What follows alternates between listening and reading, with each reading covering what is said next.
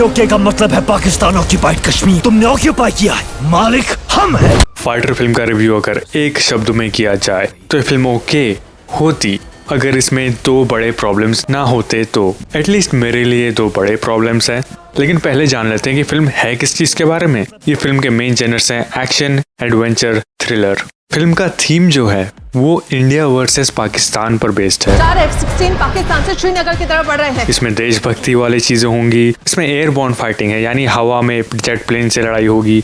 Women empowerment के भी theme है और कैरेक्टर्स जो हैं वो टाइम के साथ डेवलप होंगे। हीरो जो है स्ट्रॉन्ग है लेकिन बहुत ओवर पावर्ड नहीं है। इसमें रियल लाइफ इंसिडेंट के भी रेफरेंसेस हैं। बॉम्ब ब्लास्ट 26/11 और अब पुलवामा। और इसमें थोड़ा बहुत वॉरफेयर का टैक्टिक भी डाला हुआ है। अब मैं यहाँ पर ये बात साफ कर दूं कि एक्शन सीन्स जो है वो डिसेंट हैं, डायलॉग्स जो है वो लॉजिकल हैं और ओवरऑल प्लॉट का जो स्टाइल है वो मुझे थोड़ा यूनिक लगा। लेकिन अब दो बड़े इश्यूज जो हैं उन पे चलते हैं। Arrogant.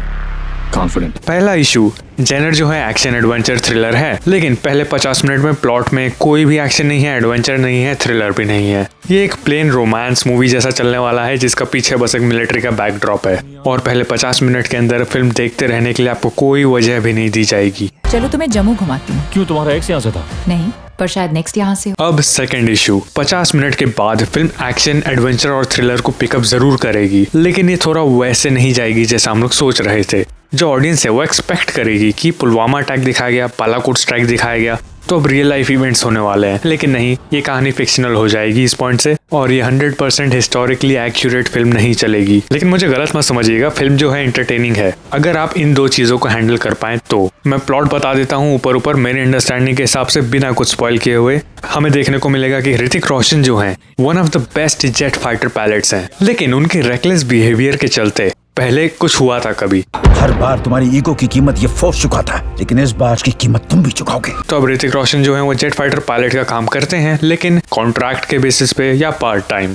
फिर हमें देखने को मिलेगा कि बहुत सारे रिपोर्ट्स आ रहे हैं कि कश्मीर में कुछ हो रहा है। हमने सुसाइड अटैक किया, उन्होंने एयर स्ट्राइक।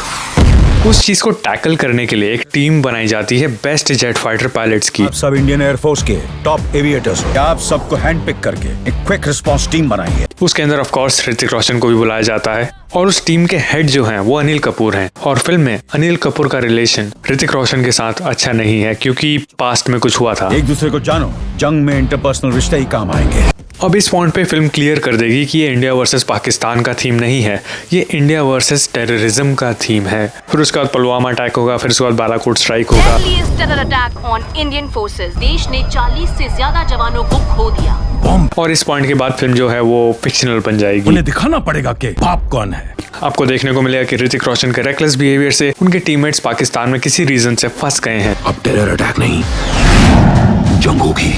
और ऋतिक रोशन को डिमोट कर दिया गया है, ट्रांसफर कर दिया गया है क्योंकि उन्होंने नियमों का पालन नहीं किया। ऋतिक रोशन रिजाइन देने के पहले रियलाइज करेंगे कि उनकी टीम को अभी भी उनकी जरूरत है। मेरी टीम है सर और उन्हें मेरी जरूरत है। तो अब वो आगे क्या करेंगे? क्या वो अपनी पहले की गलतियों को ओवरकम कर पाएंगे? मीनवाइल जो टेररिस्ट का ग्रुप है उनका इन्फॉर्मेशन नेटवर्क बहुत स्ट्रांग है, वो हमेशा इसलिए एक कदम आगे नजर आ रहे हैं।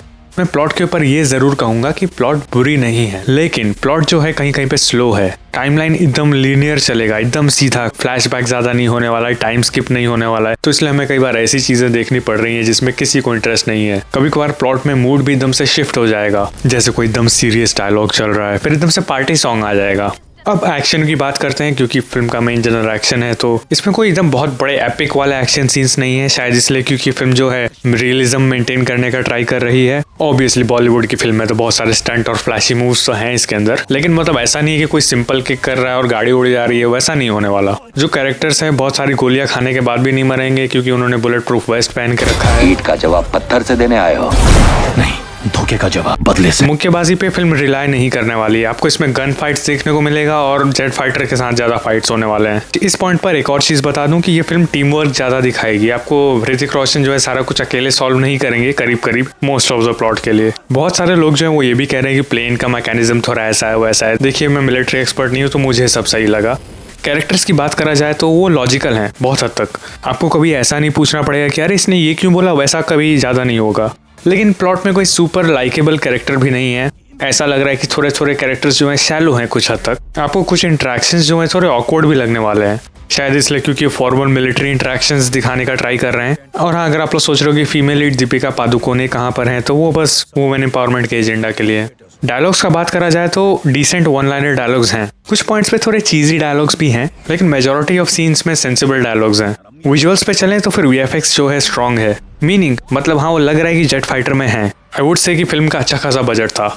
जो बाकी सीन्स है जहाँ पे वीएफएक्स ज्यादा नहीं है, वो वाले सीन भी सुंदर हैं। ओवरऑल फिल्म का जो कलर है वो बहुत कोल्ड एनवायरनमेंट है उसका।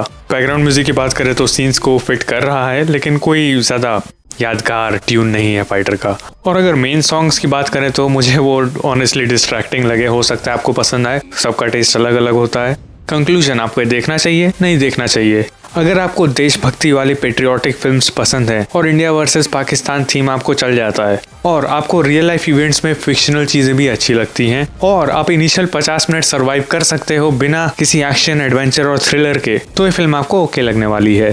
Thanks for watching, do subscribe for more. दुनिया में मिल जाएंगे आशिक कई, पर वतन से हसीन सनम नहीं होता। हीरो में सिमट कर सोने से लिपट कर मरते हैं कई, पर तिरंगे से खूबसूरत कफन नहीं होता।